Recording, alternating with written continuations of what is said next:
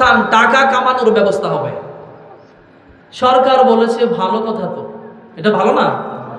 একটা বিদেশ যদি আমাদের দেশে বিনিয়োগ করে তাহলে আমাদের যুবকদের কর্মসংস্থান হবে। যেমন এই যে আপনাদের কারণে এনজিও আসছে, দেশীয় অনেক ছেলেদের কর্মসংস্থান হয়েছে না? এনজিও গুলোর কারণে আমাদের বিভিন্ন দেশের ছেলেরা আঙ্গুল ফুলে কলা গাছ হয়ে গেছে না? হয়ে গেছে। তো এইরকম করে তারা আমাদের দেশে আসছে, খ্রিস্টানরা এসে হসপিটাল করলো। হসপিটাল করার পাশাপাশি তারা মানুষদেরকে তাদের খ্রিস্টান হয়ে যাওয়ার দাওয়াত দেওয়া শুরু করছে। বুঝতেছেন?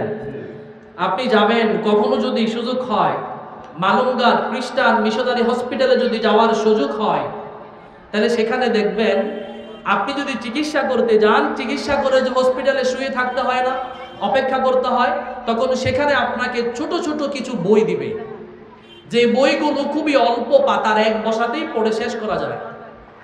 খ্রিস্টানদের কথামালাগুলো আপনাকে পড়াবে, পড়িয়ে পড়িয়ে তাদের দলে অন্তর্ভুক্ত করানোর জন্য চেষ্টা করবে। টাকা দিয়ে লোক দেখাচ্ছে, বিদেশে নিয়ে যাবে, এই বলে ধীরে ধীরে এখন একটা হসপিটাল থেকে মালুমঘাটে পুরো পল্লী খ্রিস্টান হয়ে গেছে। ঠিক একইভাবে 1600 সালের দিকে ভারত উপমহাদেশে এসেছিল ইস্ট ইন্ডিয়া নামের একটা ব্রিটিশ কোম্পানি বিনিয়োগ করার জন্য। ভারতে বলেছিল আমরা আপনার দেশে বিনিয়োগ করব। নবাব যারা ছিল তখন তাদেরকে বলতেছে আপনার দেশে আমরা বিনিয়োগ করব, আপনার বেকার ছেলেদেরকে চাকরি দিব। ওই যে বেকার ছেলেদেরকে চাকরি দেওয়ার জন্য এসেছিল, সরকারও অনুমতি দিছে।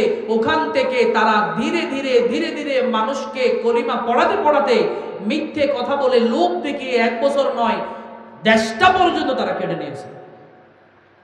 শেষ পর্যন্ত গোলাম হয়ে ভারতে এসেছিল, পরে ভারতের মালিক হয়ে মুসলমানদের উপরে 200 বছর তারা নির্যাতন করেছে। আজকে যদি খ্রিস্টানদেরকে দমন করা না যায়, আগামী 100 বছর পরে এই বাংলার মাটিতে মুসলমানদের রাজত্ব থাকবে না, ঠিক কিনা?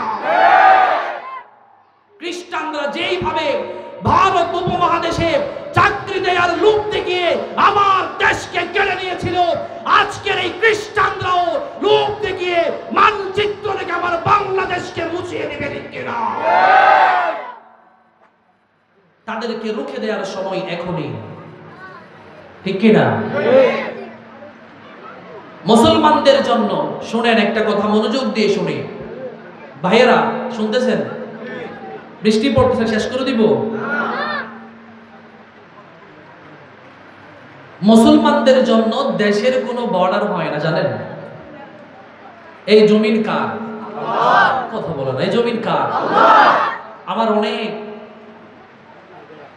রোহিঙ্গা ভাইয়েরা হীনমন্যতায় ভুগে, মন খারাপ করে, আমাদের দেশে আমরা নাই, আমাদের ঘরে আমরা নাই। উপরে তাকাইলে আমি কার দিকে তাকিয়ে কথা বলবো? একটু বৃষ্টি পড়ুক না, রহমতের বৃষ্টি, তো আমরা তো এমনি বিজি, আল্লাহর কথা শুনতে একটু ভিজতে পারবো না? সাহাবায়ে কেরামরা জীবন দিয়েছে, রক্ত দিয়েছে, আপনারা একটু পানি না হয় শরীর থেকে দিবেন?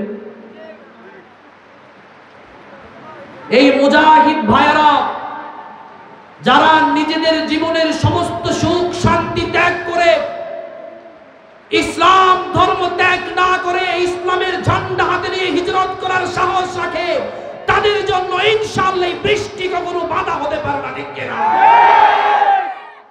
আমরা যদি আজকে সেই ভয়ঙ্কর বর্বর মত খ্রিস্টান বর্বরদের ধর্ম গ্রহণ করতাম, আমাদের কখনো সম্পদের অভাব থাকতো না, ঠিক কিনা?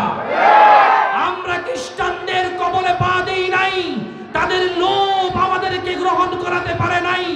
ইসলামের ঝান্ডা কলিজার মধ্যে জায়গা দিয়েছি, আল্লাহর জন্য প্রয়োজনে রক্ত দিব, জীবন দিতে হলে জীবন দেব, তবু ইসলাম ধর্মের মাঝখানে কোনো কিছু বাধা হতে পারে না, ঠিক কিনা?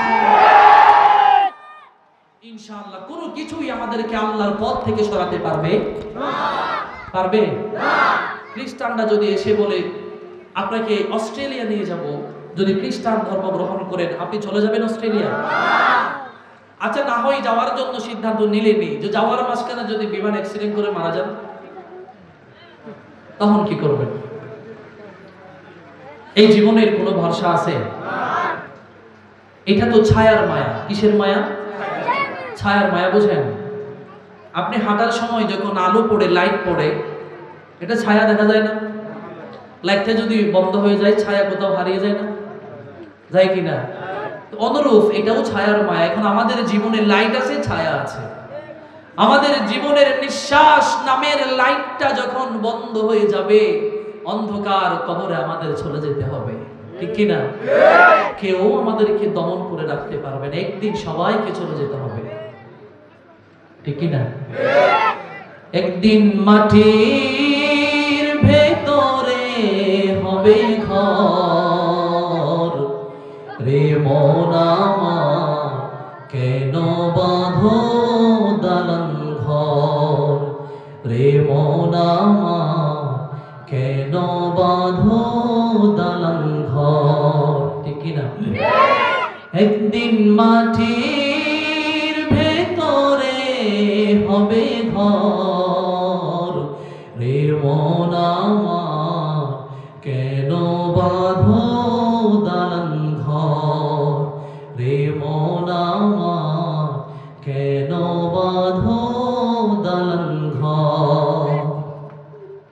প্রাণ পাখি উড়ে যাবে পিঞ্জর ছেড়ে,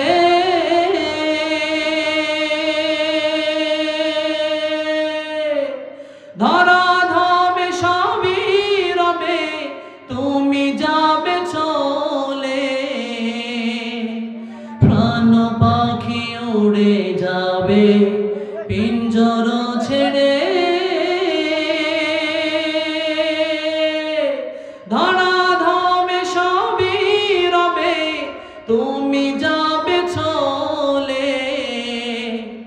বন্ধু বান্ধব যত, মাতা পিতা দ্বারা শত, বন্ধু বান্ধব যত, মাতা পিতা দ্বারা শত, সকলে হবে তোমার পর, রে মন আমার কেন বাঁধো দালান ঘর, রে মন আমার কেন বাঁধো দালান ঘর। ঠিক কিনা? দেহ তোমার ঝরে মোছো গলে পচে যাবে, শিরায় উপশিরাগুলো ছিন্ন ভিন্ন হবে। ঠিক কিনা? দেহ তোমার ঝরে মোছো গলে পচে যাবে, শিরায় উপশিরাগুলো ছিন্ন ভিন্ন হবে।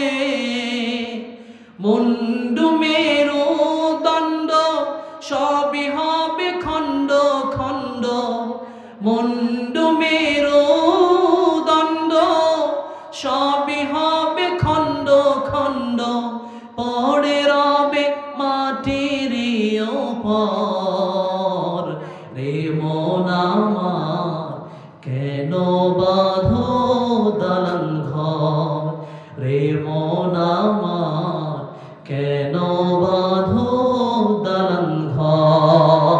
ঠিক কিনা? তো এই দুনিয়া থাকবে? আপনার ঘর থাকবে? টাকা পয়সা থাকবে? আমার জন্য যে এখন কান্না করে, একটু বাড়িতে আসতে দেরি হলে খাবার না খেয়ে যে অপেক্ষা করে, আমার কলিজার টুকরা সন্তান, সে আমার মুহূর্তেই পর হয়ে যাবে যদি আমার নিঃশ্বাস নামের শব্দটা ধ্বংস হয়ে যায়। রাতের বেলা যদি আপনি ইন্তেকাল করেন, মারা যান, বাড়িতে আপনার বউ আপনাকে একা পাহারা দিতে পারবে না, ভয় পাবে, বলে লাশটা দূরে সরে নিয়ে যান। যার জন্য আপনি আপনার মাথার ঘাম পায়ে ফেলেছেন, নিজে কখনো ভালো এক মুঠো দুবেলা খান নাই, সুখ শান্তি বিসর্জন দিয়েছেন, নিজের জীবনের সমস্ত কষ্টকে সুখের নদী বানিয়ে সন্তানদের জীবনে প্রবাহিত করে দিয়েছেন। সেই কলিজার টুকরা সন্তানগুলো আপনি মরার সাথে সাথে আপনার পর হয়ে যাবে। বাবা বলে আর ডাকবে না, বলবে মুর্দা, লাশ। প্রিয় ভাইয়েরা, তো এই সন্তানগুলো, এই স্ত্রী, পুত্র, পরিবার, দুনিয়া, সম্পদ, প্রতিপত্তি, অর্থ, টাকা পয়সা, সুন্দর জীবন ব্যবস্থা, এগুলোর জন্য কান্না করে চোখের পানি ফেলার কোনো মানে হয়? কথা কোনো মানে হয়? আপনাদের এই কথা বলার একটাই কারণ, শুধু আপনারা সব কিছু নিয়ে কষ্টে আছেন। আপনাদের থাকার জন্য ভালো ঘর নেই। একটু বৃষ্টি হলেই বৃষ্টিটা আপনার চালের উপরে পড়ার আগে কলিজায় টপ টপ করে শব্দ হয়, না জানি কোথা থেকে বৃষ্টি পড়ে, না জানি আজ এই শীতের রাতে আমার ঘুম হয় কিনা, এই বর্ষার রাতে আমি ঘুমাতে পারি কিনা। ছোট্ট বাচ্চাটাকে সামাল দেয়া আপনার জন্য কঠিন হয়ে যায়, হয় কিনা? কঠিন হয়ে যায়। যখন বেশি বৃষ্টি হয় আপনারা রাস্তা দিয়ে ঠিক মতো হাঁটতে পারেন না, একটু মনে হয় বাইরে যাই, একটু ঘুরে আসি, বের হতে দেওয়া হয় না আপনাদেরকে। জেলখানার মতো বন্দী হয়ে আছেন। এই কষ্টের জীবন কে দিয়েছে আপনাদেরকে? আল্লাহ দিয়েছে। আল্লাহ কষ্ট কাদেরকে দেয়? পৃথিবীর সবচেয়ে বেশি কষ্টের সম্মুখীন হয়েছেন পয়গম্বর, আম্বিয়ায়ে সাল্লাল্লাহু আলাইহি ওয়াসাল্লাম।